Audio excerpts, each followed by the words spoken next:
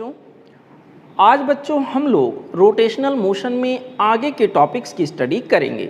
हम लोगों ने पहले लेक्चर में रोटेशनल मोशन में रिवीजन किया था कि सेंटर ऑफ मास क्या होता है, रिजिड बॉडी क्या होता है, मोमेंट ऑफ इनर्शिया क्या होता है, डिफरेंट बॉडी के मोमेंट ऑफ इनर्शियाज को कैसे निकाला जाता है, पैरेलल एक्सिस थ्योरम क्या होता है, परपेंडिकुलर एक्सिस थ्योरम क्या होता है। ये सारी बातें हम लोग डिस्कस किए थे। रोटेशनल मोशन में बचे हुए जो मेन टॉपिक्स हैं उन पर चर्चा करते हैं। बच्चों, एक टॉपिक होता है टॉर्क, नाम आप सब ने सुना होगा। तो यहाँ सबसे पहले हम स्टडी करेंगे टॉर्क क्या होता है। बच्चों आप लोग ध्यान से देखो, टॉर्क जिसका कि दूसरा नाम होता है मोमेंट ऑफ फोर्स, टॉर्क को ही बच्चों मोमेंट ऑफ फोर्स कहते हैं। स्टिल रिवीजन क्लास, इसलिए जल्दी यहाँ पर हम लोग स्टडी करेंगे। यहाँ पर टॉर्क के बारे में बात करेंगे बच्चों। यहाँ पर मान लीजिए एक्स एक्सिस है, ये वाई एक्सिस है, यहाँ कहीं जेड एक्सिस है। अगर किसी सिंपली आप ऐसे सोचिएगा कि अगर किसी बॉडी के ऊपर फोर्स लगे और वो बॉडी किसी एक्सिस के अबाउट या किसी पॉइंट के अबाउट रोटेट करने की टेंडेंसी रखे, अगर किसी बॉडी पे फोर्स लगे और उस फोर्स की वजह से वो बॉडी किसी पॉइंट या किसी एक्सिस के अबाउट रोटेट करने की टेंडेंसी रखे, तो बच्चों कहेंगे उस पर्टिकुलर पॉइंट के अबाउट उस बॉडी के ऊपर क्या लग रहा है, टॉर्क। यानी टॉर्क एक ऐसा पैरामीटर है जो यहाँ किसी बॉडी को रोटेटरी मोशन प्रोवाइड करता है किसी पॉइंट या किसी एक्सिस के अबाउट। मेरे प्यारे बच्चों, टॉर्क जो रोल यहाँ रोटेटरी मोशन में प्ले करता है, सेम रोल प्ले करता है फोर्स ट्रांसलेटरी मोशन में। यानी ये टॉर्क जो हमारा है वो वहाँ पर जो ट्रांसलेटरी मोशन में फोर्स होता था उसके सिमिलर होगा, स्टडी के पॉइंट ऑफ व्यू से उसके सिमिलर होगा। बच्चों टॉर्क एक एक्सियल वेक्टर होता है, इसका मतलब इसकी direction according to right hand curl rule हम लोग निकालते हैं, या जैसा जहाँ सिचुएशन बनता है बच्चों। यहाँ एक एक्सियल वेक्टर है और इसकी डायरेक्शन एक्सिस ऑफ रोटेशन के अलोंग होती है। बच्चों यहाँ पर टॉर्क के बारे में और क्या क्या बातें खास हो जाती हैं। टॉर्क बच्चों, टॉर्क की वैल्यू जो आएगी वो पॉजिटिव भी हो सकती है, निगेटिव भी हो सकती है, जीरो भी हो सकती है। टॉर्क जब भी हम कैलकुलेट करेंगे बच्चों तो किसी ना किसी पॉइंट या एक्सिस के अबाउट कैलकुलेट करेंगे, क्योंकि ये एक एक्सियल वेक्टर है। बेटा हो सकता है किसी एक पर्टिकुलर एक्सिस के अबाउट टॉर्क की वैल्यू जीरो हो तो दूसरे किसी एक्सिस या दूसरे किसी पॉइंट के अबाउट टॉर्क की वैल्यू नॉन जीरो हो। मेरे प्यारे बच्चों, यहाँ पर टॉर्क के बारे में अगर हम बात करें, मान लीजिए कोई बॉडी यहाँ पर स्पेस में है, X Y Z system coordinate system हमने लिया, वहाँ स्पेस में कोई बॉडी है और यहाँ पर उसके ऊपर कोई फोर्स लग रहा है। इस फोर्स की वजह से ओरिजिन के अबाउट अगर हम टॉर्क को कैलकुलेट करना चाहें तो बच्चों इस पॉइंट से इस बॉडी को एक पोजीशन वेक्टर से मिला दीजिए। ऑब्वियसली बॉडी मूविंग स्टेट में है तो पोजीशन वेक्टर चेंज हो रहा होगा, बशर्ते अभी इस पर्टिकुलर समय पे अगर हम पूछें टॉर्क कितना है तो उसके लिए इक्वेशन आता है बच्चों, टॉर्क की value R cross F. R cross F, R क्या है, जिस पॉइंट के अबाउट टॉर्क निकालना बच्चों, उस पॉइंट से उस बॉडी को मिला दीजिए। जो वेक्टर पॉइंट टू बॉडी यहाँ के अंदर बन के आ रहा है उसी वेक्टर को यहाँ लिखा जाएगा आर, क्रॉस क्या होगा, एफ। ठीक है बच्चों, यहाँ के अंदर ये हो गया टॉर्क की वैल्यू। मेरे प्यारे बच्चों, टॉर्क जो हमें मिल रहा है आर क्रॉस एफ करने से मिल रहा है। दो वेक्टर का क्रॉस प्रोडक्ट किया, हमें तीसरा वेक्टर मिला। मेरे प्यारे बच्चों, जो इस केस में तीसरा वेक्टर मिलता है, वेक्टर रूल के हिसाब से, क्रॉस प्रोडक्ट के रूल के अनुसार टॉर्क और आर के बीच का एंगल जो होगा 90 डिग्री होगा और इस तरह से बच्चों टाउ डॉट आर की वैल्यू जीरो होगी। वेक्टर रूल आप जानते हो कैसे होता है क्रॉस प्रोडक्ट का। और बच्चों यहाँ के अंदर टॉर्क का क्रॉस प्रोडक्ट अगर फोर्स के साथ, टॉर्क का अगर डॉट प्रोडक्ट फोर्स के साथ लिया जाए ये भी जीरो होगा, क्योंकि इन दोनों के बीच भी एंगल क्या आएगा, 90 डिग्री आएगा। यहाँ के अबाउट मैंने ये जो टॉर्क को बच्चों डिस्कस किया है, ये ओरिजिन के अबाउट, पॉइंट ओ के अबाउट मैंने देखा है। मान लो मैं कहूँ यहाँ पर कोई पॉइंट ले लिया, इस पर्टिकुलर पॉइंट के अबाउट टॉर्क बताइए क्या होगा, तो इस बार बच्चों आर ये वाला नहीं रहेगा बल्कि आर ये वाला रहेगा। जिस भी पॉइंट के अबाउट पूछा जाए उससे उस बॉडी को मिला दीजिए बच्चों। ये हमारे पास आर इस बार ये वाला लेंगे, जो भी इसकी वैल्यू आए। इसके लिए बच्चों डिस्प्लेसमेंट वेक्टर का सहारा ले लेते हैं। सपोज करिए यहाँ पर ये r1 है, ये मान लीजिए r2 है, तो ये वेक्टर हो जाएगा vector r2 minus vector r1। जहाँ जैसा सिचुएशन बनेगा उसके हिसाब से बच्चों हम लोग निर्णय लेंगे, हम लोग यहाँ चीज़ों को सॉल्व करेंगे। ठीक है, अब यहाँ पर एक चीज़ और, इसी फार्मूले को जब रिड्यूस करते हैं आर एफ साइन थीटा, तो उससे हमें पता चलता है टार्क का मैग्नीट्यूड कैलकुलेट करने का एक और सिंपल सा तरीका बनता है। टार्क इक्वल टू होगा फोर्स, जिस फोर्स की वजह से टार्क निकाल रहे हैं वो force multiplied by perpendicular of line of action of force multiplied by perpendicular distance of line of action of force from the reference point. Reference point in the sense जिसके about हम torque निकालने जा रहे हैं, यहाँ के about torque निकालने जा रहे हैं, तो बच्चों ये रेफरेंस पॉइंट हो गया। फोर्स ये है, तो बच्चों इसी फोर्स के लाइन को मैं आगे पीछे बढ़ा देता हूँ। ये जो लाइन इसका आगे पीछे बढ़ाने पर बच्चों इस प्रकार से आएगा, इसी को बच्चों हम लोग नाम देते हैं line of action of force, इसी को नाम दिया जाता line of action of force. मेरे प्यारे बच्चों ये पॉइंट वो है, इसको मैं यहाँ से अगर मिलाऊँ, इसके ऊपर परपेंडिकुलर ड्रा करूँ, कहीं ना कहीं परपेंडिकुलर हमें मिलेगा ही। सपोज करिए यहाँ कहीं मिला, यही आर परपेंडिकुलर हो गया, तो यहाँ के अंदर सिंपल सी बात होगी torque equal to force multiplied by उस फोर्स के लाइन ऑफ एक्शन का रेफरेंस पॉइंट से परपेंडिकुलर डिस्टेंस। ठीक है बच्चों, यहाँ पर इस बात को आप ध्यान रखिएगा। मेरे प्यारे बच्चों मान लो कोई बॉडी ऐसे जा रहा है, इसके ऊपर फोर्स ऐसे लगा हुआ है, अगर अभी मैं पूछूं पॉइंट ओ के अबाउट टार्क क्या होगा, तो इसके लाइन ऑफ एक्शन को अगर मैं आगे बढ़ाता हूं तो मैं देख रहा हूं इसका लाइन ऑफ एक्शन स्वयं पॉइंट ओ से जा रहा है। जिस पॉइंट के अबाउट मैं टार्क निकालने जा रहा था, अगर लाइन ऑफ एक्शन फोर्स का उसी पॉइंट से होके जा रहा है, तो आर परपेंडिकुलर मतलब ये वाली डिस्टेंस क्या हो गई, जीरो हो गई। ये वाली डिस्टेंस अगर जीरो हो गई तो टार्क की वैल्यू यहाँ के अंदर बच्चों क्या मिलनी चाहिए, जीरो मिलनी चाहिए। कौन से पॉइंट के अबाउट, अबाउट पॉइंट ओ, ये अबाउट पॉइंट ओ। ठीक है बच्चों, यहाँ पर मान लीजिए यहाँ पर मैंने कोई पॉइंट ले लिया, सपोज ये पॉइंट हमारे पास पॉइंट ये है, तो पॉइंट ये के अबाउट अगर टार्क निकालना चाहेंगे तो बच्चों पॉइंट ये से इस फोर्स के लाइन ऑफ एक्शन के ऊपर हम एक परपेंडिकुलर ड्रा करेंगे, और ये परपेंडिकुलर डिस्टेंस जो भी होगा मैं कहूँगा पॉइंट ये के अबाउट टार्क की वैल्यू जो होएगी वो हो जाएगी बच्चों force multiplied by perpendicular distance of line of action of force which will be non zero. जो कि मैंने यहाँ पर देखिए पॉइंट ओ के अबाउट जीरो आया, लेकिन पॉइंट ए के अबाउट नॉन जीरो आया। ठीक है, तो depending on the point about which we are we are calculating the torque, that point is very important। बच्चों किसी पर्टिकुलर पॉइंट के अबाउट टार्क अगर जीरो है तो किसी अदर पॉइंट के अबाउट नॉन जीरो भी होगा। आप पहचान ऐसे कर लीजिएगा, जिस पर्टिकुलर पॉइंट के अबाउट बच्चों बॉडी फोर्स जो है बॉडी को रोटेट करने की टेंडेंसी रखे, समझ जाइएगा उस पर्टिकुलर पॉइंट के अबाउट टार्क लग रहा है, अदरवाइज नहीं। यहाँ के अंदर बच्चों एक और छोटी सी बात हम लोग कर लेते हैं, moment of couple. Moment of couple, बल युग्म का मोमेंट क्या होगा। मेरे प्यारे बच्चों बहुत सारे सिचुएशंस ऐसे बनते हैं जब कोई रिजिड बॉडी होती है और उसके ऊपर दो इक्वल और अपोजिट फोर्स बच्चों इस तरह से लग रहे होते हैं, और इस तरह से बॉडी के अंदर रोटेटरी मोशन करने की टेंडेंसी आ जाती है। बच्चों यहाँ पर इन फोर्स को एक साथ हम नाम देते हैं कपल या कपल ऑफ फोर्स कहते हैं। मेरे प्यारे बच्चों यहाँ पर मोमेंट ऑफ कपल पूछा जाता है, क्या होगा। मोमेंट ऑफ कपल का कैलकुलेशन भी टार्क के लगभग सब सिमिलर होता है। इसमें दो फोर्स हैं तो हम कोई एक फोर्स का मैग्नीट्यूड लेंगे, दोनों फोर्स का मैग्नीट्यूड सेम ही है। मान लीजिए F1 F2 मैं लिख भी देता हूँ, कोई बात नहीं, मैग्नीट्यूड सेम होगा, मान लिया F है। तो इन दोनों फोर्सेज में से किसी भी एक फोर्स का मैग्नीट्यूड मल्टीप्लाइड बाई इन दोनों फोर्सेज के लाइन ऑफ एक्शन के बीच का परपेंडिकुलर डिस्टेंस, अगर मैं इसको कैलकुलेट करूं तो बच्चों जो हमें कैलकुलेशन करने से मिलेगा उसको हम नाम देते हैं मोमेंट ऑफ कपल। इतनी बात आप समझ गए होंगे।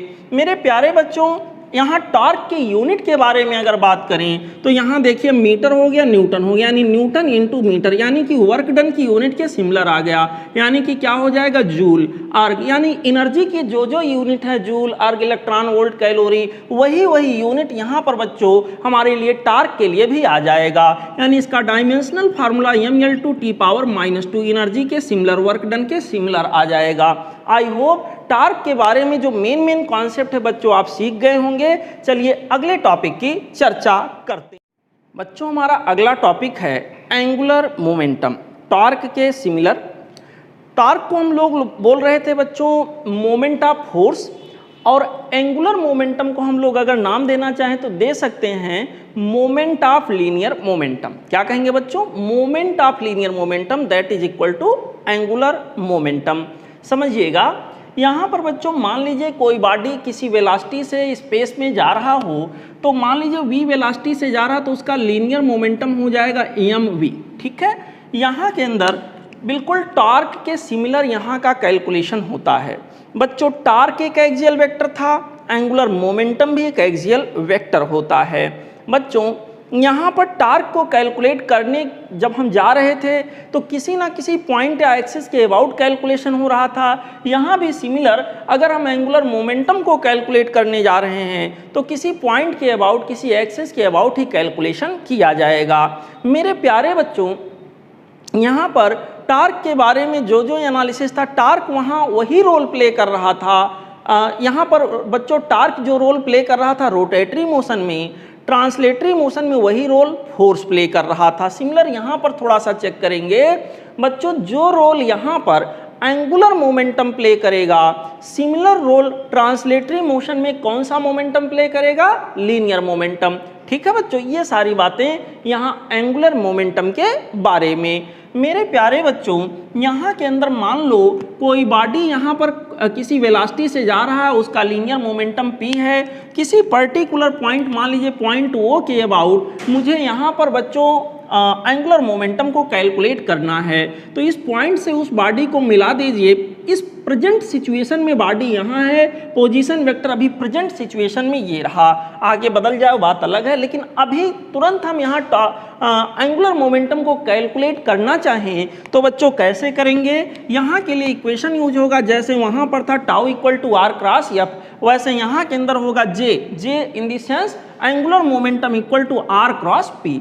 ठीक है बच्चों, यहाँ पर J और R के बीच में बच्चों देखिए R और P का क्रॉस प्रोडक्ट लेने से J मिला, मतलब J और R के बीच में एंगल 90 डिग्री होगा, यानी इन दोनों वेक्टर का अगर डॉट प्रोडक्ट लें क्या आएगा? 0 आएगा। बच्चों J और P के बीच में एंगल 90 डिग्री होगा, मतलब इन दोनों वेक्टर का भी डॉट प्रोडक्ट क्या आएगा? 0 आएगा। मेरे प्यारे बच्चों, यहाँ पर हम इसी फार्मूले को थोड़ा सा मॉडिफाई करें तो यहाँ पर J जो निकल के आता है वो हो जाता है यहाँ पर momentum, linear momentum into perpendicular distance of the line of action of linear momentum from the reference point. Similar जैसे वहाँ पर बच्चों हम लोग टॉर्क के लिए कर रहे थे, यहाँ पर हो जाएगा angular momentum equal to linear momentum, momentum in the sense linear momentum multiplied by perpendicular distance of line of action of momentum from the reference point of linear momentum. Momentum अगर खाली लिखा है तो उसको लीनियर मोमेंटम ही समझा जाता है। बच्चों बिल्कुल सिमिलर सिचुएशन यहाँ के अंदर बन रहा है।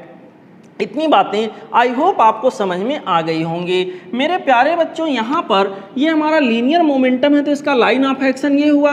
मान लो इस पर्टिकुलर पॉइंट के अबाउट मैं एंगुलर मोमेंटम को कैलकुलेट करने जा रहा हूँ, तो बच्चों यहाँ के अंदर ये हमारे पास हो जाएगा परपेंडिकुलर डिस्टेंस, और इस तरह से हम लोग कैलकुलेशन कर लेंगे। सपोज करिए बच्चों कोई बॉडी स्पेस में ऐसे जा रहा किसी लीनियर मोमेंटम से, linear momentum p equal to mv से जा रहा है। यहाँ पॉइंट O के अबाउट अगर मैं टॉर्क को बताने की कोशिश करूं कि टॉर्क कितना लग रहा होगा, तो पॉइंट O के अबाउट बच्चों टॉर्क की जो वैल्यू होगी यहाँ के अंदर क्या आएगी? 0 आएगी। क्यों? क्योंकि लीनियर मोमेंटम का जो लाइन ऑफ एक्शन है उसी पॉइंट से होके गुजर रहा है जिस पॉइंट के अबाउट मुझे बच्चों टॉर्क को कैलकुलेट करना था। टॉर्क की वैल्यू पॉइंट O के अबाउट क्या हो जाएगी बच्चों? 0 के बराबर आ जाएगी। आपके सामने मैंने यहाँ रिजल्ट रख दिया है। आगे हम बढ़ेंगे और आगे की सिचुएशन को समझने का प्रयास करेंगे। मेरे प्यारे बच्चों, मान लो यहाँ पर कोई पॉइंट ले लें, यहाँ के अबाउट मुझे एंगुलर मोमेंटम कैलकुलेट करना हो, तो यहाँ के अबाउट एंगुलर मोमेंटम कैलकुलेट करने के लिए इस पॉइंट से बच्चों मैं यहाँ पर मिला दूँ, यहाँ कोई आर वेक्टर मिलेगा, आर क्रॉस पी करेंगे, या दूसरा तरीका ये होगा कि इस पॉइंट से इसके लाइन ऑफ एक्शन पे एक परपेंडिकुलर लाइन खींच दो, जो भी परपेंडिकुलर डिस्टेंस हमें मिलेगा मल्टीप्लाइड बाय पी कर दो। इस पर्टिकुलर पॉइंट सपोज करिए पॉइंट ये था, पॉइंट ये के अबाउट आपको बच्चों एंगुलर मोमेंटम मिल जाएगा। टॉर्क नहीं एंगुलर मोमेंटम मिल जाएगा, माफ करिएगा। यहाँ के अंदर इस तरह का सिचुएशन बनेगा, इस तरह का कंडीशन बनेगा। अच्छा बच्चों, जिस तरह हम लोग लिखते हैं कि force equal to dp/dt translatory motion में, सिमिलर अगर रोटेटरी मोशन में मैं लिखना चाहूं तो मैं लिखूंगा टाउ इक्वल टू dj/dt। ठीक है, अगर मान लीजिए कोई बॉडी हो या कोई सिस्टम ऑफ बॉडी हो, उसके ऊपर लगने वाला नेट टार्क जीरो हो, सपोज करिए कोई बॉडी या कोई सिस्टम ऑफ बॉडी, उसके ऊपर लगने वाला एक्सटर्नल टार्क जीरो हो, it means dj/dt that should be equal to zero. अच्छा, किसी चीज को आप डिफरेंशिएट करो, रिजल्ट जीरो मिले, इट मीन्स जिसको आपने डिफरेंशिएट किया है या तो वो जीरो है या तो वो कांस्टेंट है, यानी जो है वही है। अगर जीरो है तो जीरो ही बना हुआ रहेगा और कांस्टेंट है तो कांस्टेंट ही बना हुआ रहेगा, क्योंकि अगर वेरिएबल होता तो बच्चों ये डिफरेंशिएशन जीरो ना आता। इसका मतलब ये हुआ टार्क जीरो तो angular momentum conserve, torque zero तो एंगुलर मोमेंटम कंजर्व।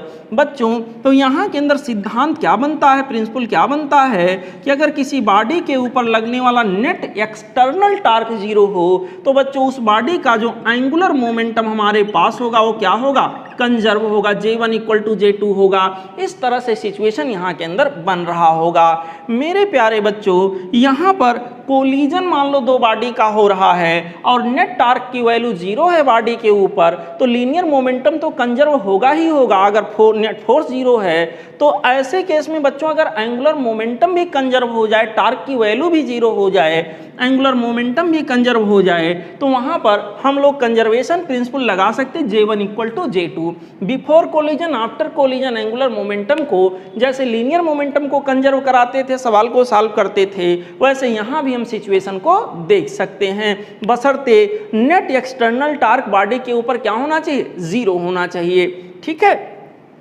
अच्छा, यहाँ अगर मैं पूछूं एंगुलर मोमेंटम की यूनिट क्या होगी, that is quite simple to calculate. मेरे प्यारे बच्चों, R in the sense metre, P in the sense kilogram metre per second. तो यहाँ के अंदर बच्चों हमारे पास क्या होगा, R in the sense metre और यहाँ P in the sense this, तो क्या हो गया किलोग्राम मीटर स्क्वायर पर सेकेंड, किलोग्राम मीटर स्क्वायर पर सेकेंड। मेरे प्यारे बच्चों इस तरह से, और इसकी एक और यूनिट होती joule into second, joule into second, जो कि यहाँ के अंदर बच्चों हो रहा होता जूल इनटू सेकेंड, जो कौन से एक बहुत फेमस पैरामीटर का होता है, याद आ रहा है, प्लैंक कांस्टेंट। जो प्लैंक कांस्टेंट का यूनिट या डायमेंशन होता है वही बच्चों यहाँ हमारे एंगुलर मोमेंटम के लिए भी लिया जाता है। ठीक है बच्चों, तो ध्यान रहे ऐसे सवाल आपके यहाँ पूछे जाएंगे। कैलकुलेशन किसी पॉइंट के अबाउट करना होगा। जब भी एंगुलर मोमेंटम को आप कैलकुलेट करने जाओगे तो ये बात बहुत अहम हो जाता है, कौन से पर्टिकुलर पॉइंट के अबाउट। ठीक है बच्चों, कौन से पर्टिकुलर पॉइंट के अबाउट आप कैलकुलेट करने जा रहे हो। मान लो यहाँ कोई पॉइंट ले लिया, यहाँ के अबाउट हमें टार्क चाहिए, तो बच्चों हम जब R, मान लो यहाँ पॉइंट है, मुझे R ये वाला मिला। अब बच्चों ये वाले R को हम कैसे कैलकुलेट करें। मान लो इस पॉइंट का मुझे पोजीशन वेक्टर मालूम हो और इस पॉइंट का मालूम हो, तो यहाँ R2 इसको मान लें, यहाँ इसको R1 मान लें, डिस्प्लेसमेंट वेक्टर निकाल लें, फाइनल माइनस इनिशियल करके, ये अगर मुझे मिल गया दिस क्रॉस दिस कर देंगे, हमें बच्चों यहाँ के अंदर एंगुलर मोमेंटम मिल जाएगा। तो ध्यान रहे जैसे जहाँ हमें आवश्यकता महसूस होगी उसके अनुसार हम निर्णय लेंगे, उसके अनुसार हम कैलकुलेशन करेंगे। अब बच्चों आइए ट्रांसलेटरी मोशन में यूज होने वाले जो डिफरेंट पैरामीटर्स हैं और रोटेटरी मोशन में यूज होने वाले जो डिफरेंट पैरामीटर्स हैं उसमें क्या समानता है, क्या सिमिलरिटी है, आइए यहाँ समझने का प्रयास करते हैं। ट्रांसलेटरी मोशन में बच्चों हम डिस्प्लेसमेंट को कहते हैं लीनियर डिस्प्लेसमेंट। क्या कहते हैं बच्चों, लीनियर डिस्प्लेसमेंट। और लीनियर डिस्प्लेसमेंट को ऐसे रिप्रेजेंट करते हैं मेरे प्यारे बच्चों, यहाँ पर अगर वही चीज़ मैं आके देखूँ तो इसको हम लोग नाम देते हैं एंगुलर डिस्प्लेसमेंट, एंगुलर डिस्प्लेसमेंट। और एंगुलर डिस्प्लेसमेंट के लिए यहाँ पर हम यूज करते हैं ऐसे सिंबल थीटा वेक्टर। ठीक है बच्चों, यहाँ पर हम लोग बात करते हैं बच्चों लीनियर वेलोसिटी की, लीनियर वेलोसिटी। और यहाँ पर लीनियर वेलोसिटी को v वेक्टर से डिनोट करते हैं। और यहाँ पर हम लोग बात करते हैं बच्चों एंगुलर वेलोसिटी की, एंगुलर वेलोसिटी, और एंगुलर वेलोसिटी को ओमेगा वेक्टर से डिनोट किया जाता है। लीनियर वेलोसिटी बच्चों दो तरह की होती है, एवरेज और इंस्टेंटेनियस। एवरेज वेलोसिटी को हम लोग ऐसे लिख रहे थे एवरेज वेलोसिटी को हम लोग लिख रहे थे delta S over delta T, total displacement upon total time taken. और इंस्टेंटेनियस को हम लोग लिख रहे थे बच्चों D S over D T. Similarly यहाँ पे एंगुलर वेलोसिटी भी इन्हीं दो कैटेगरी में रखा जाता है। मेरे प्यारे बच्चों, एंगुलर वेलोसिटी की जो एवरेज वैल्यू होती है वो होता है total angular displacement divided by total time taken, और दूसरा होता है एंगुलर वेलोसिटी की जो इंस्टेंटेनियस वैल्यू होती है वो होती D theta over D T. ठीक है बच्चों, सिमिलर आप कंपेयर करते जाएंगे। यहाँ के अंदर अगला हमारे पास पैरामीटर होता है लीनियर एक्सीलरेशन। क्या होता है बच्चों? Linear acceleration. और लीनियर एक्सीलरेशन में हम लोग रिप्रेजेंट करते हैं वेक्टर ए से। यहाँ पर इसी के सिमिलर यहाँ के अंदर क्या होता है? Angular acceleration. और एंगुलर एक्सीलरेशन को हम लोग वेक्टर अल्फा के द्वारा रिप्रेजेंट करते हैं। लीनियर एक्सीलरेशन भी बच्चों दो तरह से रिप्रेजेंट किया जाता है। एक तो लीनियर एक्सीलरेशन की एवरेज वैल्यू, मतलब वेलोसिटी में होने वाला total change v final minus v initial upon total time taken. यहाँ के अंदर बच्चों इसकी इंस्टेंटेनियस वैल्यू हम लोग ऐसे लिखते हैं, ये equal to dv over dt ऐसे लिख देते हैं। मेरे प्यारे बच्चों, यहाँ के अंदर भी हम ऐसे ही रिप्रेजेंटेशन करते हैं। अल्फा की जो एवरेज वैल्यू होती है वो हमारे पास हो जाती है delta omega over delta T. यहाँ पर ये हमारे पास होगा एंगुलर वेलोसिटी की एवरेज वैल्यू, एंगुलर एक्सीलरेशन की एवरेज वैल्यू, और यहाँ के अंदर बच्चों एंगुलर एक्सीलरेशन का इंस्टेंटेनियस वैल्यू हो जाएगा D omega over D T ऐसे हो जाएगा। ठीक है बच्चों, यहाँ पे हम बात करते हैं फोर्स की, और फोर्स को कैपिटल एफ से जनरली रिप्रेजेंट करते हैं। बच्चों एफ को हम लोग यहाँ पर लिखा करते थे, याद करिए, एम इंटू ए। यहाँ के अंदर बच्चों सिमिलर मैनर में फोर्स के एनालॉगस यहाँ पे क्या होगा? टॉर्क होगा।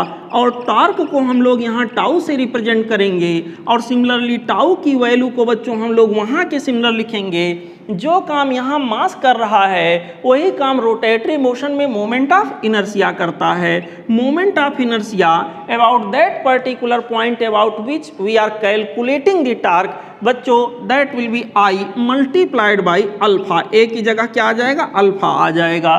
ठीक है बच्चों, यहाँ के अंदर फोर्स को हम ऐसे लिखते थे D P over D T. Similarly अगर यहाँ जाके हम लोग टार्क को लिखना चाहें तो टार्क को बच्चों हम लोग लिख सकते हैं टाउ इक्वल टू, यहाँ के अंदर हो जाएगा बच्चों टाउ के जगह पर बच्चों हो जाएगा D J over D T. ठीक है, यहाँ पे हमारे पास होता था बच्चों लीनियर मोमेंटम पी को यम इंटू वी हम लोग लिखा करते थे, यम इंटू वी लिखा करते थे। यहाँ पर उसी के सिमिलर होगा एंगुलर मोमेंटम जे या यल से रिप्रेजेंट किया जाता है। जे को हम लोग लिखेंगे यहाँ के अंदर आई इंटू यम की जगह आई मोमेंट ऑफ इनर्शिया, वी की जगह क्या हो गया? ओमेगा हो गया।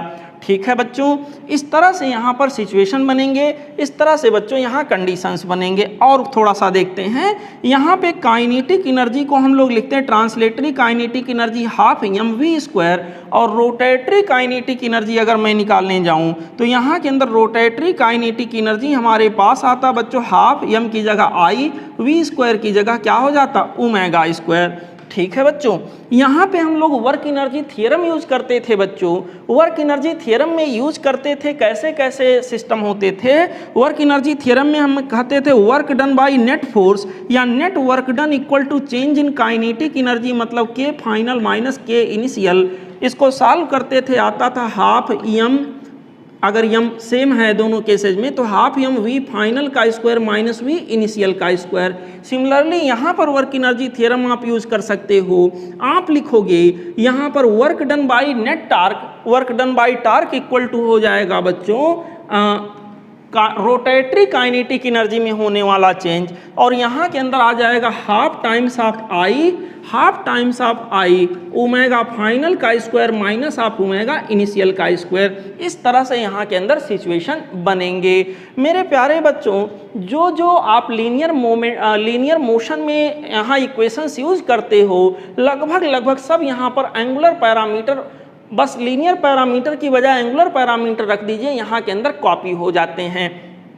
ठीक है, बहुत सारी ऐसी बातें हैं जो बिल्कुल सिमिलर कैलकुलेट की जाती हैं। वर्क डन यहाँ के अंदर निकालते हैं तो हम लिखते हैं एफ डॉट एस, किसी फोर्स के द्वारा वर्क डन। यहाँ टार्क के द्वारा वर्क डन अगर मुझे निकालना हो तो यहाँ पर हम लोग लिखते हैं टाउ डॉट थीटा, ऐसे करके। तो बच्चों बिल्कुल सिमिलर यहाँ पे आपको जाना है, कैलकुलेशन करना है। बस जब भी रोटेटरी मोशन की बात होगी, लीनियर पैरामीटर की जगह एंगुलर पैरामीटर आप रिप्लेस कर दिए करस्पॉन्डिंग, आपको एक वैलिड इक्वेशन मिल जाएगा और बिना कोई टेंशन के आप यहाँ कैलकुलेशन कर पाएंगे। बच्चों हमारा अगला एक बहुत महत्वपूर्ण टॉपिक है जिसको हम कहते हैं rolling motion. What is rolling motion? Rolling motion बच्चों यहाँ रोटेटरी मोशन और ट्रांसलेटरी मोशन का मिला जुला रूप होता है। अगर कोई बॉडी प्योर ट्रांसलेटरी मोशन करे तो प्योर ट्रांसलेटरी मोशन करने का मतलब ये हुआ कि यहाँ पर बॉडी कोई एंगुलर मोशन ना करे, बल्कि सीधे लाइन में इस तरह से प्योर ट्रांसलेटरी मोशन करता हुआ जाए। और अगर रिजिड बॉडी है और प्योर ट्रांसलेटरी मोशन कर रहा है तो उसके अंदर बैठे हुए हर एक पार्टिकल की वेलोसिटी क्या होगी? सेम होगी। ठीक है बच्चों, जितने वेलोसिटी से हमारा सेंटर ऑफ मास जा रहा, सपोज करिए v वेलोसिटी से, उतनी वेलोसिटी से पॉइंट B यहाँ कोई होगा वो भी जाएगा, पॉइंट C भी उतनी ही वेलोसिटी से जाएगा, उतनी ही वेलोसिटी से पॉइंट D भी जाएगा और उतनी ही वेलोसिटी से पॉइंट A भी आगे की ओर बढ़ेगा। ये रहा प्योर ट्रांसलेटरी मोशन। क्या रहा बच्चों? Pure translatory motion. यहाँ के अंदर दूसरा हम ले रहे हैं बच्चों प्योर रोटेटरी मोशन। इस बार बॉडी कोई ट्रांसलेटरी मोशन नहीं कर रहा है, बल्कि अपनी ही फिक्स्ड एक्सिस पर इस तरह से घूम रहा है। यहाँ पर बच्चों कितनी वेलोसिटी से घूम रहा है? एंगुलर वेलोसिटी हर पॉइंट का तो सेम होगा। यहाँ के अंदर मान लेते हैं v वेलोसिटी से, उसी एंगुलर वेलोसिटी से यहाँ के अंदर घूम रहा है, उसी लीनियर वेलोसिटी से यहाँ के अंदर बॉडी इस तरह से क्या कर रहा है? रोल कर रहा है। अगर लीनियर वेलोसिटी यहाँ टेंजेंट पर देखें या फिर जो है इसके पेरीफेरी पर देखें, उतना ही है। अब बच्चों ये दोनों अगर मिक्स कर दिए जाएं, हम ऐसा इसलिए सेम ले रहे हैं क्योंकि बाद में रोलिंग मोशन का कॉन्सेप्ट बन सके। मेरे बच्चों अगर दोनों को मिक्स कर दिया जाए, यानी रोलिंग मोशन भी हो, माफ करिएगा, रोटेटरी मोशन भी हो और आगे भी बढ़े, यानी कि इस तरह से मोशन हो बच्चों, रोटेटरी मोशन के साथ साथ आगे बढ़े। जैसे कोई मोटर गाड़ी चल रहा है तो आगे भी बढ़ रहा है और उसका पहिया गोल गोल घूम भी रहा है, this is rotatory motion. Fan घूम रहा, अपने फिक्स्ड एक्सिस पर घूम रहा, एक ही जगह पे बना हुआ है, that is pure rotatory motion. लेकिन यहाँ पर कोई गाड़ी मोटर चल रहा तो उसका पहिया अपने एक्सिस पे घूम भी रहा है और आगे भी बढ़ रहा है, तो दोनों का मिक्सचर वहाँ पर हुआ, rotatory motion plus translatory motion. और अगर प्योर रोटेटरी मोशन और यहाँ के अंदर बच्चों जो मैंने लिखा है ये हमारा है प्योर रोटेटरी मोशन, प्योर यहाँ के अंदर हो गया रोटेटरी मोशन। यहाँ के अंदर बच्चों अगर ये दोनों मिक्स हो जाते हैं तो यहाँ हमको जो मोशन मिलता है वो होता है प्योर रोलिंग मोशन होता है। समझिएगा इस बात को मेरे प्यारे बच्चों। यहाँ पर मैंने जब ट्रांसलेटरी मोशन बॉडी कर रहा था तो उसके डिफरेंट जगहों की वेलोसिटीज मैंने दिखाई है, और जब प्योर रोटेटरी मोशन कर रहा तो सेंटर ऑफ मास के अबाउट हो रहा है मोशन। यहाँ सेंटर ऑफ मास की वेलोसिटी अभी कितनी है बच्चों? 0। अब जब दोनों एक साथ मैं देखूंगा तो उन दोनों वेलोसिटीज को जरा कंबाइंड करते हैं मेरे प्यारे बच्चों। प्योर ट्रांसलेटरी मोशन का वेलोसिटी यहाँ v था और प्योर रोटेटरी मोशन का वेलोसिटी यहाँ v अपवर्ड था। दोनों को अगर एक पॉइंट पे एक साथ देखेंगे, क्योंकि दोनों ज्वाइन हो गए हैं, तो नेट वेलोसिटी यहाँ बीचों बीच जाएगी। मेरे ख्याल से ये हो जाएगा v²√2। बच्चों अपर मोस्ट पॉइंट को देखिए, v वेलोसिटी से ऐसे आ रहा था और जब प्योर रोटेटरी मोशन हो रहा था तो भी v वेलोसिटी से आगे की ओर जा रहा था। तो ये दोनों वेलोसिटी यहाँ जुड़ जाएंगे। पॉइंट C पर जो नेट वेलोसिटी आ जाएगी वो क्या हो जाएगी? 2v। ठीक है। यहाँ के अंदर बच्चों अगर हम यहाँ सेंटर ऑफ मास की बात करें तो यहाँ पर वेलोसिटी v और यहाँ पर क्या है 0, तो यहाँ के अंदर वेलोसिटी क्या हो जाएगा v हो जाएगा, v प्लस 0। मेरे प्यारे बच्चों यहाँ पर वेलोसिटी आप देखिए ऐसे v हॉरिजेंटली ऐसे राइटवर्ड है और यहाँ पर ऐसे बच्चों वर्टिकली डाउनवर्ड है। इन दोनों का जो वेक्टर सम होगा v स्क्वायर रूट 2 आ जाएगा, समव्हाट लाइक दिस। और बच्चों अगर बॉटम मोस्ट पॉइंट पर जाएं तो बॉटम मोस्ट पॉइंट पर जाते हैं तो यहाँ पर जो वेलोसिटी होगा और यहाँ पर जो वेलोसिटी होगा इक्वल और अपोजिट है, तो यहाँ नेट वेलोसिटी क्या आ जाएगा, पॉइंट ए पर 0 हो जाएगा। और जब बॉडी रोल करेगा ना बच्चों तो ये पॉइंट ये किसी सरफेस के टच में रहेगा, पॉइंट ये जो होगा बच्चों किसी सरफेस के टच में रहेगा। जब बॉडी रोल करेगा तो पॉइंट ये किसी सरफेस के टच में रहेगा। इस पॉइंट ये को हम कांटेक्ट पॉइंट बोलेंगे। मैं क्या देख रहा हूं मेरे प्यारे बच्चों, अगर प्योर रोलिंग मोशन है तो कांटेक्ट पॉइंट की वेलोसिटी क्या आ रही है 0। कांटेक्ट पॉइंट की नेट वेलोसिटी 0 आने का मतलब ऐसा फील होगा जैसे कि कांटेक्ट पॉइंट रेस्ट में रहा हो, ऐसा मैथमेटिकली फील हो रहा है। मेरे प्यारे बच्चों यहाँ पर rotatory motion pure rolling motion कराने के लिए यहाँ फ्रिक्शन का होना जरूरी है। यहाँ रोलिंग फ्रिक्शन लग रहा होता है और यहाँ पर सबसे खास बात यह है रोलिंग फ्रिक्शन जिस पॉइंट पर लगता है उस पॉइंट की वेलोसिटी 0 है, मतलब वो पॉइंट रेस्ट में है, मतलब उस पॉइंट का कोई डिस्प्लेसमेंट नहीं हो रहा है, एक तरह से हम कह सकते हैं। तो बच्चों ऐसे पर्टिकुलर सिचुएशन में रोलिंग मोशन यानी रोलिंग फ्रिक्शन के द्वारा वर्क डन क्या होगा 0, यानी रोलिंग फ्रिक्शन के द्वारा कोई भी एनर्जी का लॉस नहीं कराया जाएगा। और इसलिए अगर rolling motion pure rolling motion है तो वहां पर कंजर्वेशन ऑफ मैकेनिकल एनर्जी लागू होता है। हालांकि रोलिंग फ्रिक्शन लग रहा है फिर भी कंजर्वेशन ऑफ मैकेनिकल एनर्जी लागू होगा क्योंकि यहाँ मैकेनिकल एनर्जी में कोई लॉस नहीं हो रहा है। मेरे प्यारे बच्चों ध्यान से देखिए, यहाँ पर जो वेलोसिटी और यहाँ पर इसका रिजल्टेंट, हमने रिजल्टेंट जगह जगह दिखाया है, जो भी है यहाँ पर आपके सामने मैंने दिखाया है।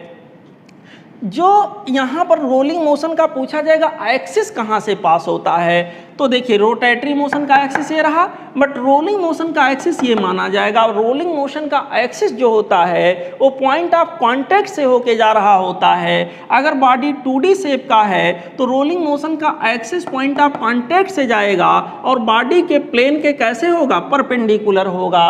और अगर 3D है तो टेंजेंशियल तो आप कह सकते हैं, लेकिन यहाँ परपेंडिकुलर कहना उतना उचित नहीं होगा, जैसे कोई स्फेयर का केस हुआ, आप समझ जाइए। यहाँ के अंदर बच्चों अब हम बात करेंगे कुछ और बातों और चीज़ों की। देखिए पॉइंट डी पर जो नेट वेलोसिटी है, ऐसे अगर पॉइंट डी को हम कांटेक्ट पॉइंट से मिलाएं तो बच्चों एक चीज़ देखने को जरूर मिलेगा, ये एंगल 90 डिग्री आएगा। यानी नेट वेलोसिटी पॉइंट डी पर जो होगा, नेट वेलोसिटी पॉइंट डी पर जो होगा वो कांटेक्ट पॉइंट से मिलाने वाली लाइन के कैसे होगा, परपेंडिकुलर। हम यहाँ पर देख लें सेंटर ऑफ मास पे, तो कांटेक्ट पॉइंट से अगर इसको मिला दें तो नेट वेलोसिटी की जो डायरेक्शन होगी वो मिलाने वाली लाइन के कैसे होगा, परपेंडिकुलर होगा। हम यहाँ पर देख लें पॉइंट बी पर, पॉइंट बी पर अगर बच्चों हम इस तरह से मिला देते हैं, नेट वेलोसिटी ये रहा, मिलाने वाली लाइन के कैसे रहा, परपेंडिकुलर। हम पॉइंट ए से पॉइंट सी को मिला दें तो यहाँ नेट वेलोसिटी जो होगा वो मिलाने वाली लाइन के कैसे होगा बच्चों, परपेंडिकुलर होगा। अगर हम पॉइंट यहाँ कोई बीच में कोई पॉइंट ले लें, सपोज करिए यहाँ यहाँ पर बच्चों पूरा भरा हुआ है बॉडी, हम यहाँ पर कोई पॉइंट ले लिए तो नेट वेलोसिटी जो होगा इस पर्टिकुलर लाइन के क्या होगा, परपेंडिकुलर होगा। मेरे प्यारे बच्चों कहीं पर भी जाएंगे यहाँ पर नेट वेलोसिटी इसके पेरीफेरी पर या किसी भी पॉइंट की वेलोसिटी पर इस लाइन को ले जाके मिलाइए तो ये लाइन जहाँ मिलाओगे बच्चों, ये लाइन उस पॉइंट पर जो भी नेट वेलोसिटी होगा उसके क्या होगा, परपेंडिकुलर होगा।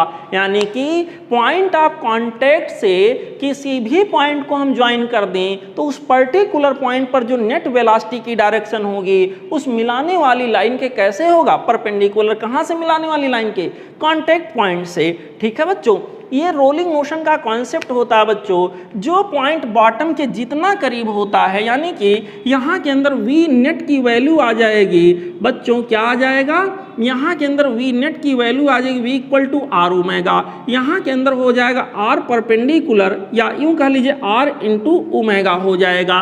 जैसे यहाँ पर मैं देखूँ ये वाले वेलोसिटी की बात करूँ सेंटर ऑफ मास की, तो V C M equal to ये वाली वैल्यू आर हो गया इंटू ओमेगा हो गया, जिसको कि मैंने क्या लिखा वी लिखा है।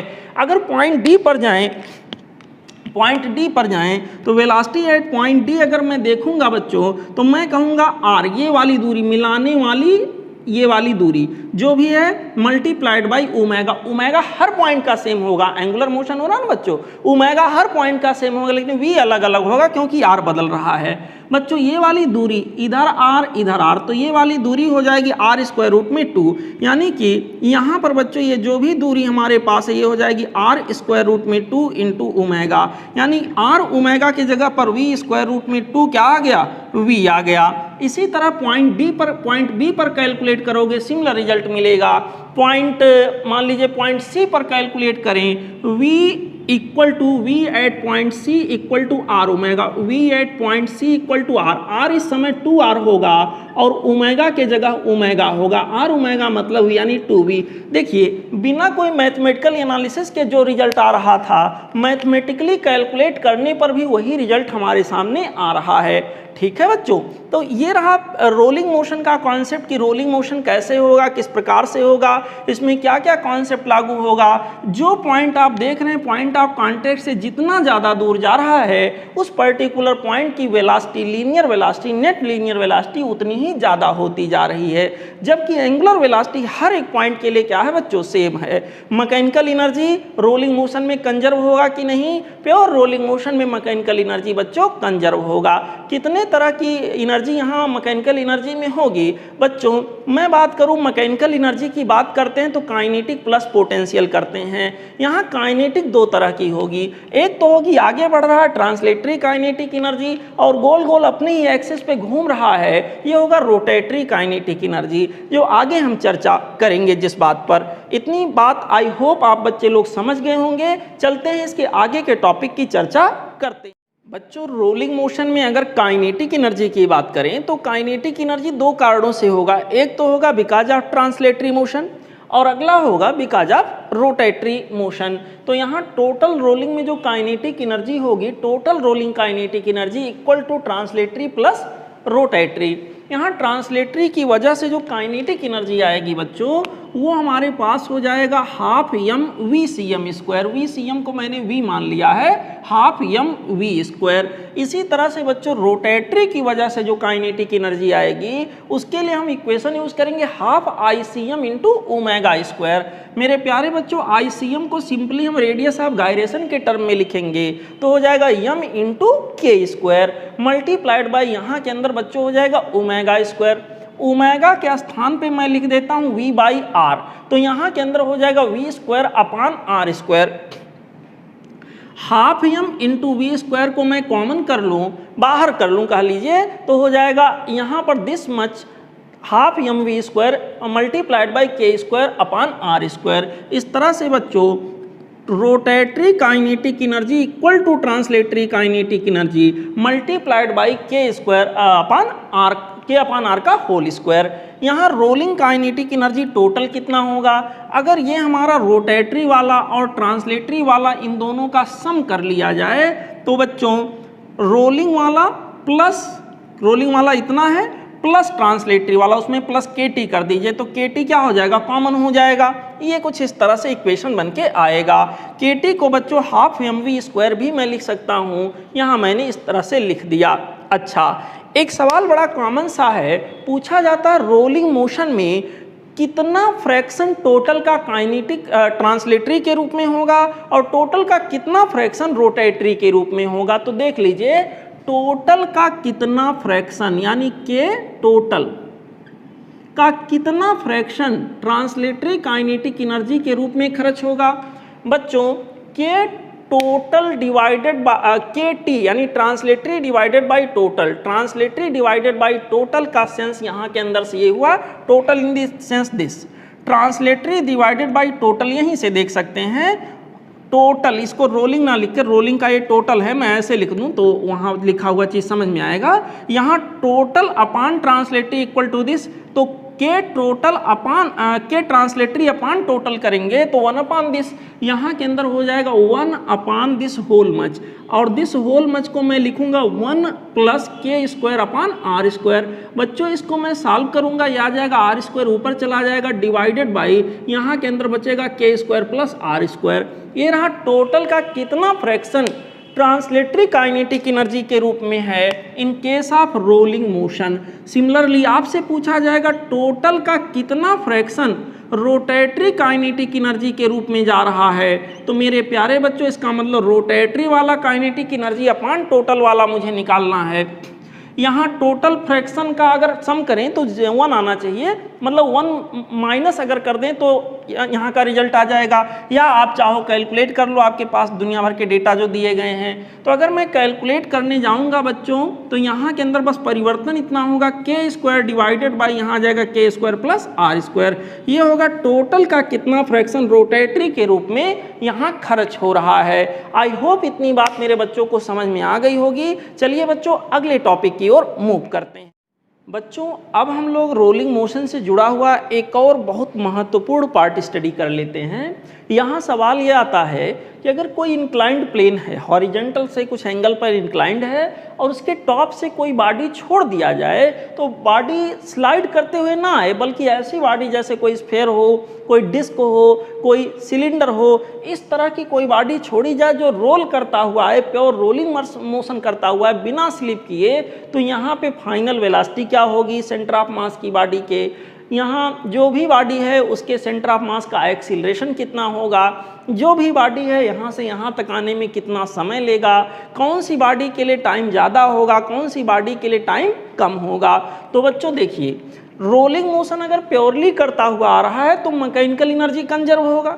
मैकेनिकल एनर्जी अगर कंजर्व होगा बच्चों तो मैं कहूँगा total mechanical energy point A पर should be same as total mechanical energy at point B. Point ये पर टोटल मैकेनिकल एनर्जी होगा काइनेटिक प्लस पोटेंशियल। अब काइनेटिक में दो तरह के काइनेटिक मेरे प्यारे बच्चों, क्योंकि ये रोलिंग मोशन हो रहा है तो काइनेटिक में translatory plus rotatory. Translatory point A पर कितना है, रोटेटरी कितना है, plus potential energy point A पर कितना है। आगे बढ़ते हैं, यहाँ फाइनल पॉइंट पहुंचेंगे पॉइंट बी पर translatory kinetic energy, rotatory kinetic energy plus potential energy point B का। यहाँ से तो मोशन स्टार्ट हो रहा है, यहाँ ओमेगा भी जीरो रहा होगा, यहाँ सारी चीज़ें जीरो है, वी भी जीरो है, तो translatory kinetic energy zero, rotatory kinetic energy zero. इसके अलावा बच्चों पोटेंशियल एनर्जी अगर रेफरेंस पॉइंट में इसको मानो रेफरेंस लेवल तो एम जी एच हो गया यहाँ की तुलना में एम जी एच। आगे बढ़ते हैं, यहाँ के अंदर बच्चों हो जाएगा half M into V C M square. जब यहाँ पहुँचा तो मान लेते हैं सेंटर ऑफ मास की वेलोसिटी वी सी एम है, तो मैं कहूँगा यहाँ के लिए बच्चों क्या होगा, half M into V C M square हो गया ट्रांसलेटरी वाला, और यहाँ पर चल के एंगुलर वेलोसिटी मान लीजिए ओमेगा है तो आ जाएगा half I C M into omega square rotatory वाला, और उसी रेफरेंस लेवल पे हम जाके पहुँच गए तो पोटेंशियल क्या हो गया, जीरो।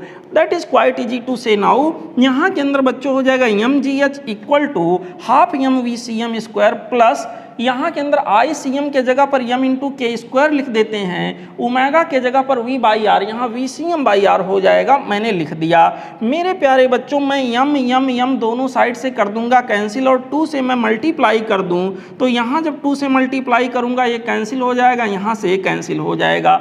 यहाँ से मेरे पास बचा 2GH और यहाँ से बचेगा वी सी एम स्क्वायर, यहाँ से बचेगा V C M square multiplied by K square upon R square. V C M square को मैं यहाँ कॉमन कर लेता हूँ बच्चों, वहाँ देखिए वी सी एम स्क्वायर को मैं कॉमन करूंगा तो क्या बचेगा, 1 plus K square upon R square. और इस प्रकार से वी सी एम की वैल्यू बच्चों स्क्वायर रूट के अंदर दिस मच आ गया, स्क्वायर रूट के अंदर 2GH divided by 1 plus K square upon R square. अब यहाँ पर बच्चों यहाँ तक आने में जब वो आ रहा था तो उसके सेंटर ऑफ मास का एक्सीलरेशन क्या रहा होगा, एक अगला सवाल हमारे पास ये है। तो यहाँ गैलीलियो का इक्वेशन हम अप्लाई कर लेते हैं, क्योंकि एक्सीलरेशन एक तरह से कांस्टेंट एक्सीलरेशन से आ रहा है। और यहाँ के अंदर देखते हैं क्यों कांस्टेंट है, क्योंकि इंक्लिनेशन ये तो कांस्टेंट हर जगह यूनिफॉर्म स्लोप है। अब देखिए यहाँ लगाएंगे V square equal to A square plus 2as, तो सारी चीज़ें सेंटर ऑफ मास के लिए लगाएंगे। मेरे प्यारे बच्चों यहाँ V C M K square के जगह पर इतने का स्क्वायर हो जाएगा, तो ये पूरी वैल्यू यहाँ के अंदर कॉपी हो जाएगी स्क्वायर रूट हटा के। यहाँ यू सी एम शुरुआत में 0 था, तो यहाँ के अंदर बच्चों 0 हो गया, बचा 2ac इंटू यस। और यहाँ के अंदर बच्चों अगर मैं साइन थीटा आपसे पूछूं क्या होगा, तो साइन थीटा इक्वल टू आ जाएगा h बाई यस, यानी यस के जगह पर हो जाएगा h बाई साइन थीटा, यहाँ रख दिया मैंने। मेरे प्यारे बच्चों इसको मैं और सॉल्व करूँ थोड़ा, तो देखिए वहाँ मैंने लिखा है पूरा सॉल्व करने पर रिजल्ट वो आता है, ये 2 से कैंसिल हो जाएगा, h से कैंसिल हो जाएगा, ये cm equal to G sine theta divided by this much. ये बच्चों acceleration of centre of mass हो गया। आई होप इतनी बात आप समझ गए होंगे। यहाँ के अंदर बच्चों एक्सीलरेशन ऑफ सेंटर ऑफ मास निकाल लिया। अब हम एक चीज़ और जान लेते हैं कि यहाँ से यहाँ तक बॉडी मूव करने में कितना समय लिया होगा। तो यहाँ से यहाँ तक मूव करने में लगने वाला समय सपोज करिए t है, तो t की वैल्यू कैलकुलेट करने के लिए गैलीलियो जी का पहला इक्वेशन लगाते हैं, v equal to U plus A T, every parameter that we will take here for the centre of mass, and after putting the respective value of each and every component, we will get here t equal to इसको calculate करेंगे, V C M की value रखेंगे बच्चों, ये C M की value रखेंगे, calculate करेंगे, and we will finally get here 1 upon g sin theta multiplied by square root within the square root 2gh multiplied by 1 plus k square upon r square। अब ये जो analysis हम लोगों ने किया बच्चों, मेन चीज़ें यहाँ वेलोसिटी निकाला सेंटर ऑफ मास का, सेंटर ऑफ मास का एक्सीलरेशन निकाला ये रहा, और सेंटर ऑफ मास के टॉप से बॉटम में पहुंचने का लगा समय निकाला। इन तीनों को अगर ध्यान से देखें तो एक बात समझ में आती है कि के स्क्वायर अपॉन आर स्क्वायर, या यूं कह लीजिए के बाई आर का होल स्क्वायर, के बाई आर का होल स्क्वायर या के स्क्वायर अपॉन आर स्क्वायर जितना ज़्यादा होगा बच्चों टाइम उतना ही ज़्यादा लेगा। ये आप इक्वेशन में देखें, K square upon R square की वैल्यू जितनी ज़्यादा आप रखोगे, time taken by body to roll down from A to B will be greater accordingly. यहाँ के अंदर बच्चों क्या हो जाएगा, के बाई आर स्क्वायर की वैल्यू ज़्यादा होगा तो टी की वैल्यू भी ग्रेटर होगा, और टी की वैल्यू अगर ग्रेटर होगा तो ये सी एम यहाँ के अंदर कम होगा। देखिए अगर टाइम ज़्यादा लगेगा तो टाइम ज़्यादा लगेगा मतलब धीरे चल रहा है, और धीरे चला होगा मतलब एक्सीलरेशन उसे कम मिली होगी, स्पीड कम मिली होगी। तो बच्चों यहाँ पर आके चेक कर सकते हो आप, के स्क्वायर अपॉन आर स्क्वायर अगर ज़्यादा है, यहाँ से देखिए ज़्यादा है तो टाइम कम, लेकिन के स्क्वायर अपॉन आर स्क्वायर अगर ज़्यादा है तो एक्सीलरेशन क्या होगा, सेंटर ऑफ मास का कम, और वेलोसिटी भी के स्क्वायर आर स्क्वायर ज़्यादा है तो वेलोसिटी सेंटर ऑफ मास की क्या होगी, कम होएगी। ठीक है बच्चों, के स्क्वायर अपॉन आर स्क्वायर की वैल्यू अगर कम है, के स्क्वायर अपॉन आर स्क्वायर की वैल्यू अगर कम है, तो ऐसे पर्टिकुलर केस में क्या होगा बच्चों, टाइम की वैल्यू क्या होगी, कम हो जाएगी। K square upon R square अगर लेसर वैल्यू का रहेगा तो time taken by body to roll down from top to bottom in this way that will also be lesser, that will be smaller. और यहाँ के अंदर बच्चों उसका उल्टा होगा एक्सीलरेशन के लिए। अगर बच्चों यहाँ के लिए के बाई आर स्क्वायर की वैल्यू के स्क्वायर अपॉन आर स्क्वायर की वैल्यू कम है तो एक्सीलरेशन सेंटर ऑफ मास का ज़्यादा आएगा, मतलब तेजी से एक्सीलेट होगा, ज़्यादा वेलोसिटी गेन करेगा, कम समय लगेगा। तो इस पर तमाम सवाल आते हैं बच्चों। दे देगा एक सॉलिड स्फीयर एक हॉलो स्फीयर है, दोनों को यहाँ एक ही डायमेंशन के दोनों हैं और यहाँ रोल डाउन होने दिया गया, एक ही तरह का इंक्लाइंड प्लेन है, तो बताइए कौन जल्दी पहुँचेगा कौन देर से पहुँचेगा। सर जिसके लिए के बाई आर का होल स्क्वायर सबसे ज़्यादा होगा वो ज़्यादा टाइम लेगा, मतलब वो देर से पहुँचेगा। जिसके लिए वैल्यू कम होगी वो कम समय लेगा, यानी कि वो पहले पहुँचेगा। तो यही चीज़ आपको कंपेयर करना होगा दोनों के लिए। 2 3 4 बॉडी दे दिए हैं, कैलकुलेट यहाँ पर बच्चों के बाई आर का होल स्क्वायर सबके लिए कंपेयर करो। यहाँ पर जिसके लिए ज़्यादा आएगा ये रेशियो, उस बॉडी का radius of gyration divided by उस बॉडी का रेडियस का स्क्वायर आप कंपेयर करो, बड़ी आसानी से वैल्यू निकल जाता है बच्चों। अगर आप कंपेयर करोगे तो वहाँ जिसके लिए वैल्यू ज़्यादा आएगा वो ज़्यादा टाइम लेगा, जिसके लिए वैल्यू कम आएगा वो कम टाइम लेगा, वो जल्दी पहुँचेगा। ठीक है, इस तरह के तमाम सवाल आपके यहाँ पूछे जाते हैं। That is very expected question. तो इसको ध्यान से दिमाग में बैठा लीजिए, यही चीज़ आपको चेक करना होता है। ठीक है मेरे प्यारे बच्चों। बच्चों एक और छोटा सा चीज़ यहाँ जानना रह गया था कि अगर कोई बॉडी इस तरह से रोलिंग मोशन इंक्लाइंड प्लेन पे करता हुआ आ रहा है, इसका हाइट जो है h है और यहाँ से बॉडी इस इंक्लाइंड प्लेन पे आ रहा, अभी हम लोगों ने डिस्कस किया था, तो कितना एंगुलर वेलोसिटी ये गेन करेगा, लीनियर वेलोसिटी कितना गेन करेगा हम लोगों ने निकाला था। बच्चों कितनी एंगुलर वेलोसिटी इसके द्वारा गेन होगी, सेंटर ऑफ मास का लीनियर वेलोसिटी अभी आप लोगों ने देखा आ रहा था स्क्वायर रूट के अंदर 2gh divided by 1 plus of k square upon r square. ठीक है बच्चों। अच्छा, यहाँ के अंदर अगर हमें एंगुलर वेलोसिटी निकालना हो फाइनली क्या गेन करेगा, ओमेगा की value simply VCM by R लिखेंगे। VCM की वैल्यू जो भी है रखा डिवाइडेड बाई आर। बच्चों आर यहाँ जाएगा, इसके अंदर जाएगा, आर स्क्वायर बन जाएगा और आर स्क्वायर बनने के बाद बच्चों क्या होगा, यहाँ आर स्क्वायर आ जाएगा और यहाँ का आर स्क्वायर कैंसिल हो जाएगा। कुछ इस तरह का इक्वेशन बन के आया। ठीक है, एक इक्वेशन ये हो गया। चाहो तो इसी को मॉडिफाई कर लो, ये हो गया आपका कैलकुलेशन के लिए। इसी को मॉडिफाई कर लो, ऊपर नीचे यम से मल्टीप्लाई कर देते हैं। ऊपर नीचे यम से मल्टीप्लाई कर देंगे तो बच्चों ये हो जाएगा 2 times of mgh divided by M R square plus M K square. बच्चों यम के स्क्वायर को हम लिख सकते हैं ICM, moment of inertia of rolling body about the centre of मास। और यहाँ के अंदर नया एक्सप्रेशन हमें मिल जाएगा। या फिर इसी को थोड़ा और मॉडिफाई करें तो हम लिख सकते हैं 2 times of potential energy divided by mgh in the sense potential energy. अगर रेफरेंस पॉइंट हम इसको रेफरेंस लेवल मान रहे हैं तो ये mgh क्या कहलाएगा, पोटेंशियल एनर्जी, डिवाइडेड बाई बच्चों यहाँ हो जाएगा mr square plus of ICM, ऐसे आ जाएगा। ठीक है, तो इस तरह से सिचुएशन बनेगा। बड़ी आसानी से बच्चों इन सारे इक्वेशंस को यूज़ करके जहाँ जैसी आवश्यकता हो क्वेश्चन में आप रख सकते हो और सॉल्व कर सकते हो, तो कम समय में आपका आंसर मिल जाएगा। आपको समय एक्स्ट्रा पे नहीं करना होगा कि कोई चीज़ डिराइव करना है। ठीक है, तो इसको बहुत इत्मीनान से दिमाग में बैठा लीजिएगा। जितनी बातें मैंने बताई बहुत इंपॉर्टेंट था। रोलिंग मोशन से कम एक सवाल तो यहाँ आपके यहाँ आना ही आना है, और वो भी मुश्किल से 10 मिनट की पढ़ाई में 15 या 20 मिनट या आधे घंटे मान लीजिए, इतने पढ़ाई में आपको अगर 4 से 8 नंबर मिल जाते हैं तो इससे अच्छी और कौन सी बात होगी। मेरे प्यारे बच्चों, इस तरह से इनका कैलकुलेशन कर सकते हैं। और यहाँ के अंदर एक छोटी सी चर्चा और करेंगे बच्चों। जब हमने लीनियर वेलोसिटी का एक्सप्रेशन निकाला कि इंक्लाइंड प्लेन से कोई बॉडी आ रहा है, कितना लीनियर वेलोसिटी गेन होगा, इक्वेशन मिला। हमने एंगुलर वेलोसिटी का एक्सप्रेशन निकाला, इक्वेशन मिला। इन सभी एंगुलर वेलोसिटी के इक्वेशन में और लीनियर वेलोसिटी के इक्वेशन में कहीं भी थीटा नहीं आ रहा है। मतलब इंक्लिनेशन कितना है इससे कोई मतलब नहीं है। इसका मतलब अगर कोई बॉडी इंक्लाइंड प्लेन पे रोल डाउन कर रहा है तो ऐसे केस में लीनियर वेलोसिटी और एंगुलर वेलोसिटी बच्चों इंक्लिनेशन पे यानी कि एंगल ऑफ इंक्लिनेशन थीटा के ऊपर डिपेंड नहीं करते हैं। जबकि एक्सीलरेशन अभी निकाला था थोड़ी देर पहले, एक्सीलरेशन और टाइम टेकन जो होता है, कितना एक्सीलरेशन गेन किया वहाँ देखिए जी साइन थीटा अपान समथिंग आ रहा था, कितना टाइम लेगा उसमें भी साइन थीटा आ रहा था, डिनोमिनेटर में आप देखे थे। तो यहाँ पर बच्चों ये सारी बातें थीटा के ऊपर डिपेंड करेंगी, यानी एक्सीलरेशन ये बच्चों थीटा के ऊपर डिपेंड करेगा, ये थीटा के ऊपर डिपेंड करेगा, सही है। यहाँ के अंदर बच्चों कैसे डिपेंड करेगा वो बात अलग है, लेकिन डिपेंड करेगा। और यहाँ के अंदर बच्चों जो टाइम टेकन होगा वो भी थीटा के ऊपर डिपेंड करेगा। जो यहाँ वेलोसिटी गेन होगा सेंटर ऑफ मास को वो थीटा के ऊपर डिपेंड नहीं करेगा।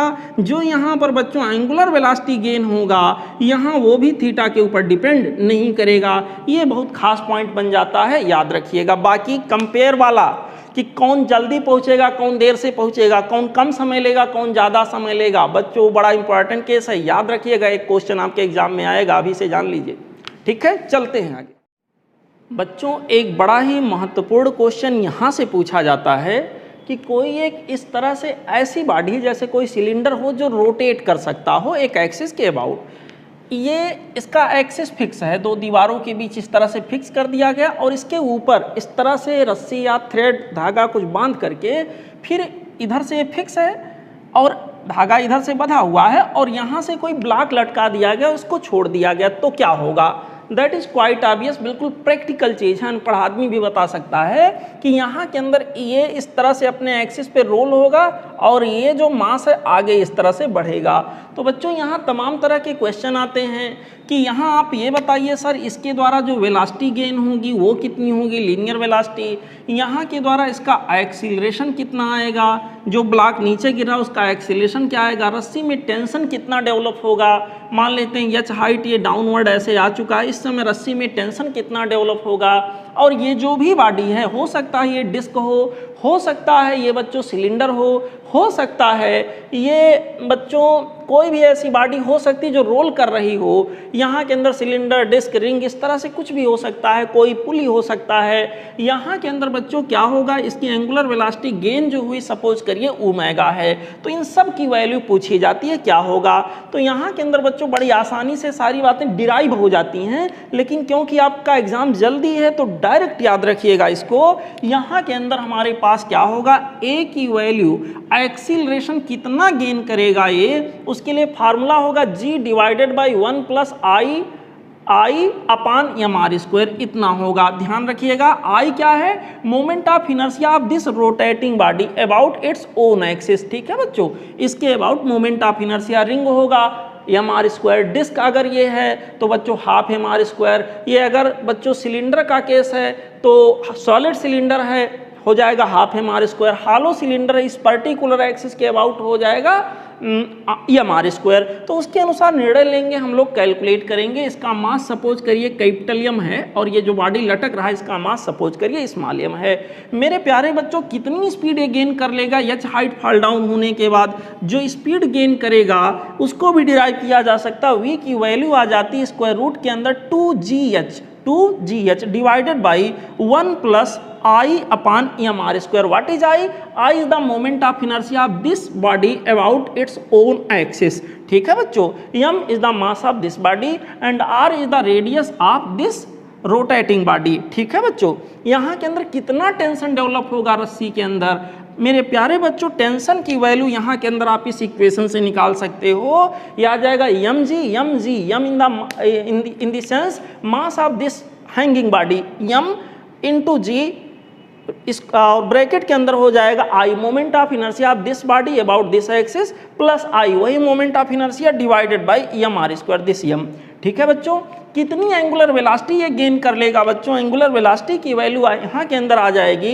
यहीं से डिराइव होके चला आता है omega equal to V by R करने से, बाई आर करते हैं, बाई आर यहाँ चल जाता है, एम से ऊपर नीचे मल्टीप्लाई कर देते हैं, इक्वेशन मिलता है ओमेगा की वैल्यू स्क्वायर रूट के अंदर 2mgh divided by M R square plus I. मैंने बताया आई क्या है, moment of inertia of this rotating body. अच्छा मान लीजिए सिचुएशन ऐसा बने कि ये जो बॉडी हैंग डाउन हो रहा है ये और ये दोनों का मास क्या हो, बराबर हो। अगर इक्वल होगा मास बच्चों तो यहाँ से देखिए ये हो जाएगा M K square, M cancel हो जाएगा, तो एक्सीलरेशन बनेगा g divided by 1 plus K square upon R square, that is quite easy. यहाँ के अंदर ये हो जाएगा M K square, M same होने की वजह से कैंसिल हो जाएंगे, आ जाएगा स्क्वायर रूट के अंदर 2gh divided by 1 plus K square upon R square. मान लीजिए बच्चों यहाँ के अंदर ओमेगा को देख लेते हैं, ओमेगा की वैल्यू मुझे निकालना हो सेम मास के केस में, इसका मास और ये लटकने वाली बॉडी का मास सेम रहा हो तो यहाँ के अंदर इसको मैं लिखूंगा एम के स्क्वायर और एम आर स्क्वायर, एम बाहर आके कैंसिल हो जाएगा, ये बचेगा 2gh डिवाइडेड बाई यहाँ के अंदर हो जाएगा are square plus K square. ठीक है बच्चों, तो इस तरह से बड़ी आसानी से आप कैलकुलेशन कर सकते हैं, बहुत आसानी से सिचुएशन को सॉल्व कर सकते हैं। ठीक है, चलते हैं बच्चों आगे बढ़ेंगे और अगले केस की चर्चा करेंगे। ये बच्चों आपसे क्वेश्चन ये किया गया हो कि एक रिंग है, एक डिस्क है, एक सॉलिड स्फीयर है और एक हॉलो स्फीयर है, इन सभी को एक ही इंक्लाइंड प्लेन से बारी बारी से रोल डाउन होने दिया गया और मोशन प्योर रोलिंग का है, स्लीपिंग नहीं हो रहा है, प्योर रोलिंग मोशन करता हुआ बॉडी जा रहा है।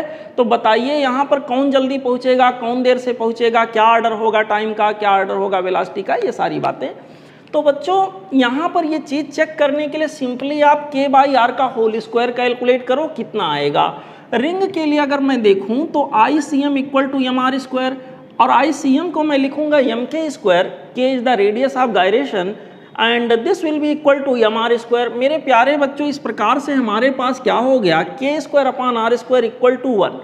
डिस्क का केस अगर लेके एनालाइज करें तो I C M equal to half M R square होएगा, और इस तरह से यम यम कैंसिल हो जाएगा बच्चों।